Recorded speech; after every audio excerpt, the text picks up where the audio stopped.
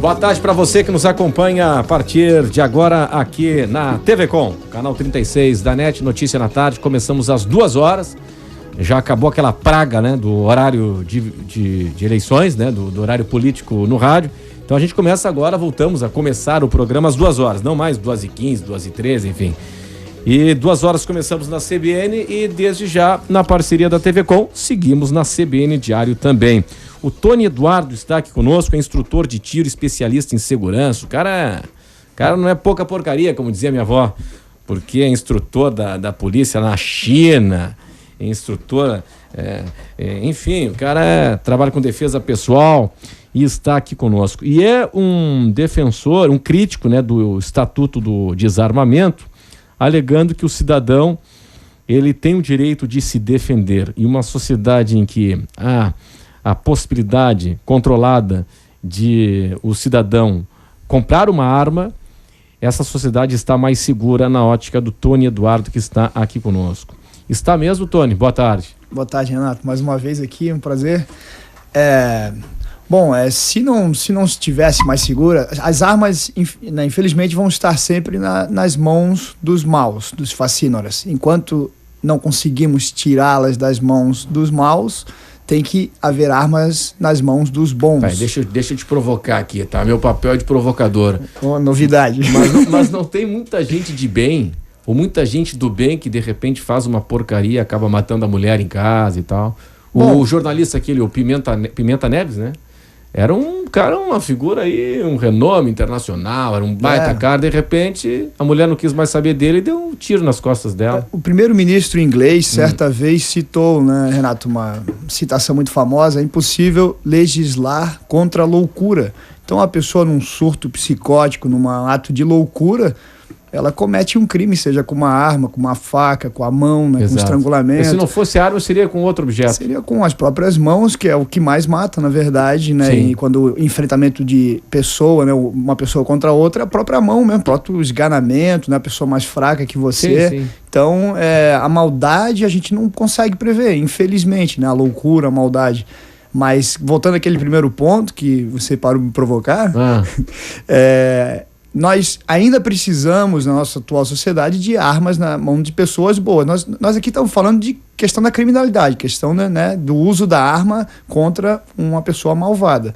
E nesse sentido de trazer segurança, eu não consigo conhecer, eu não conheço ainda um meio que seja mais realista do que a arma, porque ela equipara uma pessoa mais frágil fisicamente, uma mulher, por exemplo, que são grandes vítimas, né, de criminosos covardes, justamente por serem covardes, né, as mulheres são mais delicadas. Uma arma na mão de uma mulher coloca ela em igual ou superior vantagem a um criminoso, por exemplo, desarmado. Sim, né? Desde que ela esteja muito bem treinada. Mas lógico, né? É lógico. Que o bandido não tem nada a perder, né? É lógico. Na verdade, o bandido, existe uma falsa impressão de que o bandido ele vai cometer o crime independente de sucesso. Isso é mentira. Hoje a gente tem ouvido muito, e olha, nas nossas redes sociais está um grande bafafá, até uma certa revolta grande, porque nós ouvimos especialistas que na verdade não entendem daquilo que estão falando, são especialistas de outra área, comentando sobre segurança, especificamente segurança pública, e acabam falando algumas inverdades. Uma delas é que o bandido ele vai cometer o crime, seja lá o que acontecer, lucro para ele. Mas ele está mais ousado, né? Ele está ousado normalmente pelo uso de drogas, né? Porque ele é extremamente covarde, né? Medroso, covarde. O criminoso comum, esse que nos assola no dia a dia nas ruas, invade a nossa casa, ele é um frouxo, um covarde. Tanto que ele usa drogas para ter coragem de cometer tal crime. E a gente não pode confundir isso com ele não querer o sucesso da sua ação. O bandido, esse bandido comum, ele normalmente quer dinheiro, ele quer roubar, cometer o crime para droga e festa. É isso que ele quer. Ele quer uma vida boa, sim, entre aspas, sim, uma vida de droga, de muita luxúria e festa. Sim. Né? Então esse cara ele não quer morrer. É uma mentira achar que ele vai e tá ali, eu não tô nem aí, seja lá o que acontecer. Né? Aí vem a explicação do porquê o Brasil hoje é recordista mundial de invasão à residência, um crime que sequer é conhecido no nosso vizinho Paraguai, por exemplo. Você veja que no Paraguai é quase nulo o crime de invasão à residência, que é um país muito armado, é um país em que o cidadão invadiu lá, leva bala. Leva bala, pelo menos para assustar, vai levar e não vai voltar nunca mais, né? Essa é a grande coisa. A arma, Renato, a gente tem que lembrar que o maior absoluto número de reações armadas não contam nem com um disparo. É você da janela da sua casa, estou armado, e de repente esse criminoso vê e sai correndo. Sai correndo, sim. Agora, Tony, ainda neste assunto, você que é instrutor de polícias também, por que, no teu entendimento, está havendo maior letalidade nos confrontos entre polícia militar e bandidos? Bom, isso é um bom ponto, Renato, e recente, discutido bastante atualmente aí na mídia, na questão até administrativa da segurança pública, né? Como interpretar isso. O policial hoje enfrenta um criminoso muito bem armado e o policial não está bem armado, né? A sociedade comum, a pessoa comum que nos ouve, nos assiste agora, não sabe disso. Porque quando você vê uma viatura bonita, um uniforme bonito, um fardamento bonito, você atrela aquilo a uma polícia bem treinada e bem equipada. Não é verdade, né? A polícia é muito mal equipada no Brasil, muito mal. Quando você está muito mal equipado, enfrentando um criminoso muito bem equipado, você vai para o enfrentamento de guerra. Hoje o Brasil não tem uma situação de ação policial comum. Em muitos lugares do Brasil nós temos uma situação de guerra que só não foi declarada ainda. Quase não é uma guerra civil, porque não está envolvendo. Nós estamos desarmados, na verdade. Mas nós temos cenas de guerra civil. Temos cenas de guerra cotidiano, né? De um cotidiano, de guerra civil mais feia muitas vezes do que em países que estão de fato em guerra. Semana passada, não sei se chegaste a assistir, no Rio de Janeiro, o Exército estava dando suporte aí numa das favelas, hoje é comunidade, uma das comunidades no Rio de Janeiro. O Exército estava acuado dentro de um comércio e tal, e a bandidagem metendo bala. Eu vi, Renato, e aí é uma discussão já longa, né? Porque quando a gente nós não somos tão velhos assim, mas quando a gente era moleque, criança, novinhos, nós olhávamos para um policial ou um militar fardado, e aquilo era um respeito misturado com temor. Porque aquele era um exemplo da aplicação da lei que estava ali para manter a ordem, seja ela contra inimigos externos ou internos. Mas mudou isso. Mudou completamente. Eu acho que hoje um menino, quando vê um militar, mesmo uma pessoa boa, um menino de família boa, mas ele não tem mais aquela imagem de admiração, aquela imagem de estar aqui um exercor, né, um cara que vai enforçar a aplicação legal. Ele não tem essa visão, ele não tem essa consciência a mais. Você imagina isso no lado do criminoso, né? O criminoso perdeu completamente o respeito e muitas vezes as pessoas agem muito pela ação do outro. Então você está numa comunidade, numa favela dessa, um começa a falar com o militar, alguém acha engraçado e ele pode falar o que quiser, o militar não faz, aquilo já vira um burburinho gigante. Sim. Daqui a pouco estão cuspindo, dando tapa, como a gente tem visto vídeos horríveis aí de total desrespeito. Agora, Tony, tu falaste que na média brasileira há uma disparidade entre o armamento que o policial, que a polícia militar está usando, e o armamento mais sofisticado que o bandido está usando, que não precisa de edital, traz direto aí das fronteiras, Paraguai, enfim. Exatamente. Aqui em Santa Catarina é diferente? Não é diferente, isso é no Brasil inteiro, quase que um padrão. Quase não, um padrão em todos os estados da federação, a polícia usa o mesmo tipo de armamento, pelo menos da mesma fornecedora, que é basicamente uma grande fornecedora de armas no Brasil. Não existe concorrência, muito raramente, salvo raríssimas exceções, exagero de raro, abre uma certa concorrência, mas via de regra o armamento é de apenas um fornecedor, que não tem a qualidade que deveria ter. A polícia hoje em Santa Catarina, no nosso estado, tem um armamento que não funciona, um armamento péssimo. Sério? Péssima qualidade. Ninguém fala isso, meu Deus, eu tô aqui, eu tô falando pra você. No assunto, né? Olha, a gente escuta aí o pessoal da Secretaria de Segurança Pública falar que estamos comprando e tal. Renato, no Brasil hoje, modestamente falando, né, sem falsa modéstia, ter uma pessoa que estude igual a eu esse assunto até pode ter, mas não. Ninguém estuda mais sobre isso que eu tô falando, Tony, armamento e equipamento policial. Tá, nós vamos ampliar esse assunto daqui a pouco, depois do repórter CBN.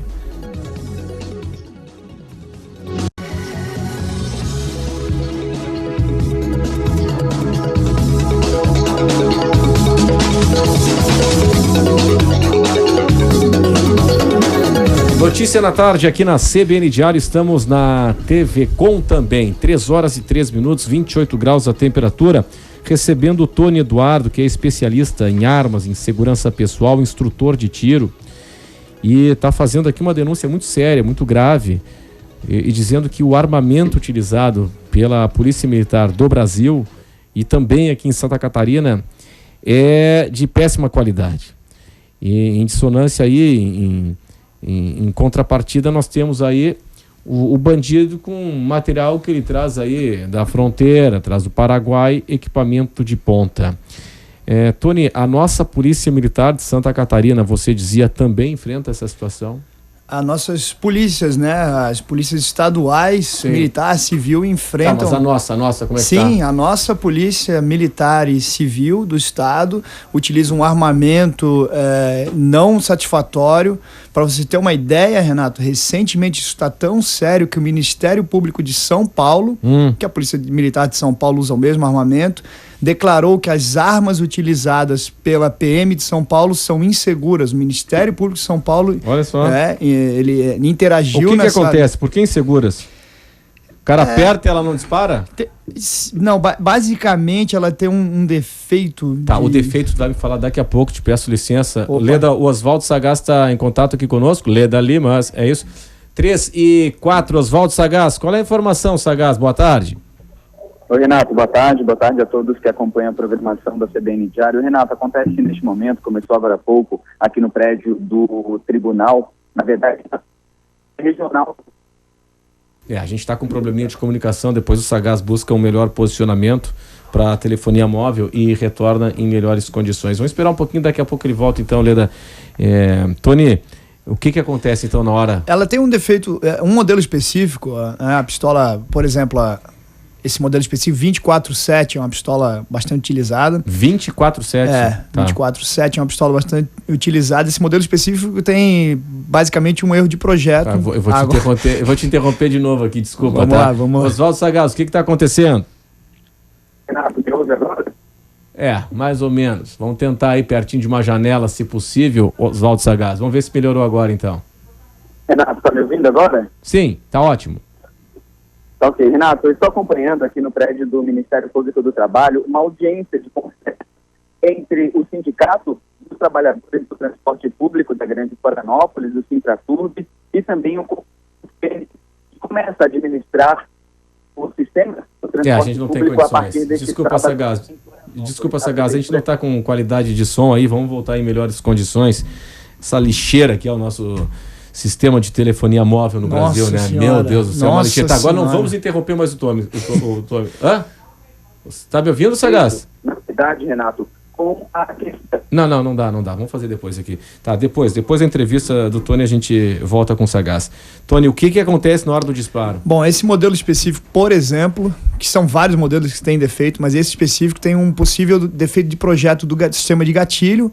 Ela consegue fazer o que armas não fazem há mais de 100 anos, que é disparar por queda. Essa arma cai no chão e ela dispara. Mas já houve algum acidente? Diversos. Imagina, isso pode ferir um policial, né? Diversos. Quem está nos assistindo, nos ouvindo, que eventualmente queira averiguar isso, bota no Google, coloca defeitos, armas policiais e pesquisa no Google, você vai ficar assustado com a quantidade, inclusive... cai a arma no chão por algum acidente, enfim? Sim. E ela dispara. E para você ter uma ideia, Renato, como eu falei, armas não fazem isso há mais de 100 anos. Elas possuem um sistema óbvio de segurança que isso não acontece, é completamente impossível. Tanto que era difícil você alegar legalmente que foi um disparo acidental. Quando você cometia um crime, por exemplo, não, foi acidental, eu não quis atirar em fulano. É difícil alegar isso porque as armas são muito seguras. Mas essa arma consegue agora, em 2014, ter esse defeito de segurança. Então, alguns modelos funcionam, mas por quê? Que ainda estão funcionando? Porque o policial brasileiro não treina. O policial brasileiro é mundialmente conhecido por ser muito valente, corajoso, ser um policial ousado, que tem amor pelo que faz, mas que não tem respaldo do Estado. Ele não treina. Quer dizer, ele não treina não por culpa dele, porque não é oferecido não é oferecido treinamento, né? Ele não treina. Então, como ele não treina, o treinamento não aparece politicamente. É por isso que ele não treina. Gasta-se dinheiro e ninguém sabe. Bota uma farda bonita que eu vou achar que ele está treinado. Sim, que ele está preparado. Ele está preparado. Ele está pronto para tudo. tudo. É só para explicar rapidamente por que o Estado não treina. Agora, né? Tony, o que é o tempo ideal de treinamento e o quanto que a nossa polícia aqui capacita com, então, Renato, instrução de tiro? Durante o período de academia, de formação do policial, ela normalmente é boa, essa formação. O problema é igual você dirigir uma vez na vida e ficar 10 anos sem dirigir. Nunca mais dirigir. Então você perde aquela habilidade. E o tiro é uma habilidade muito séria na mão de um policial, porque é uma habilidade que quando ele precisar, talvez seja o momento de decisão de vida ou morte. Sem dúvida. Então esse treinamento na academia pode até ser bom, e depois ele é esquecido completamente. Esse é o problema. Muito então não bem. É quanto tempo, e sim a periodicidade. Periodicidade. 13h09, o Oswaldo Sagaz aqui conosco, uma audiência sobre o transporte coletivo. Vamos tentar de novo, Sagaz.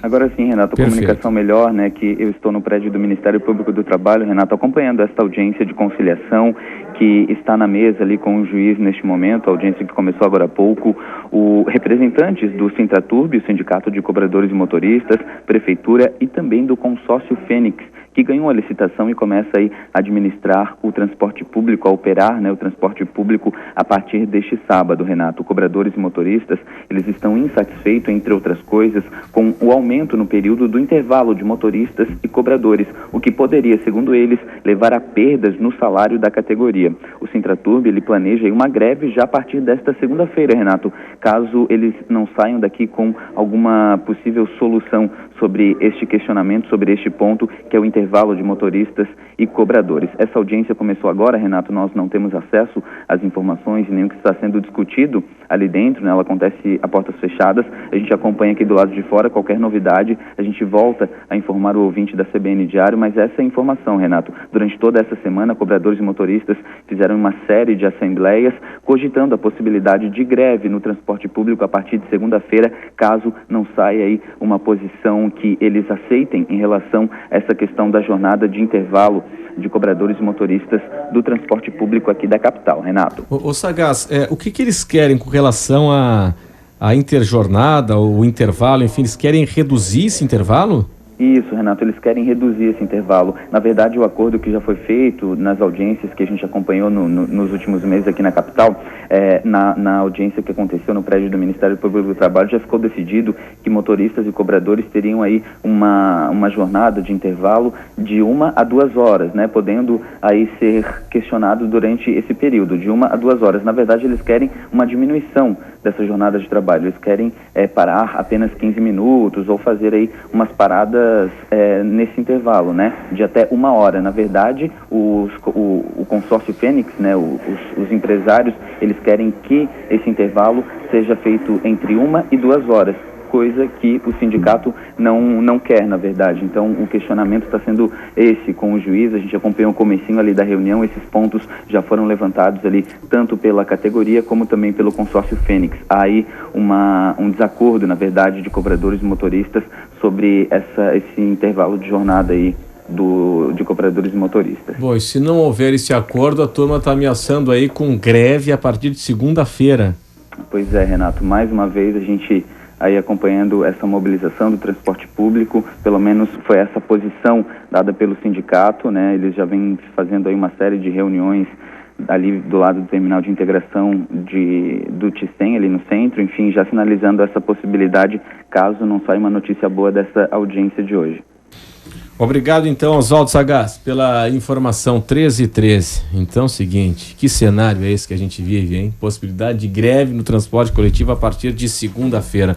Tony, com relação à legislação, né? Tem vários projetos de lei que tratam sobre mudanças no Estatuto do Desarmamento, enfim. Como é que a coisa está caminhando aí? Tem muito, assim, um apoio popular muito grande, especialmente o projeto APL 3722 do deputado Peninha, que ela altera o estatuto, ela traz de volta uma lei parecida com a lei anterior à do Estatuto do Desarmamento. Que é mais permissiva, mais fácil a compra do... Para as pessoas entenderem simples o que é. Que está havendo muita confusão em cima disso, que é como se fosse, a interpretação está sendo mais ou menos assim. Não, então todo mundo pode comprar arma agora. Sim. Não, o que vai acontecer é o seguinte: você vai ter que cumprir os passos legais, né, série de certidões, de pessoa idônea, etc., curso de tiro, psicológico, todos aqueles passos legais igual A diferença é que a lei que o deputado Peninha oferece, ela vai garantir o direito. Então, quando você cumpriu os passos, automaticamente o seu direito vai ser respeitado. Tá, hoje o que acontece é o seguinte, hoje você precisa provar a real necessidade, tem que estar sendo vítima de ameaça, se sentir ameaçado, enfim, e aí cabe a interpretação da Polícia Federal. Cabe a interpretação que ela é de vontade própria, né? Ela é uma interpretação que é feita de um jeito aqui no estado. Sim. Há 2 anos atrás com o superintendente, muda superintendente, depende, muda completamente, no Pará é de outro jeito, então depende da vontade, a vontade pessoal, e não de uma questão, análise técnica e do texto da lei. Porque mesmo a lei do desarmamento, esta lei atual, permite sim a compra da arma, é garantido esse direito ao cidadão. Mas eles conseguiram achar uma espécie de um furo que eles trabalham em cima de... Não, se eu achar que você só pode ter uma, se você tem um sítio lá, não pode ter outra. Não, se eu achar que você não tem tanta necessidade assim, então cai interpretações. Subjetivas, né? O que o PL 3722 traz é o direito de volta. Basicamente isso. Não altera aquelas necessidades de você ter preparo psicológico e técnico no uso de arma. Muito bem. Tony Eduardo, que é instrutor de tiro, especialista em segurança. Tony, obrigado pela tua atenção aqui conosco. Obrigado, Renato. Este é o Notícia na Tarde, 13h14, 28 graus a temperatura. Daqui a pouco teremos aí outras informações do trânsito. Até já.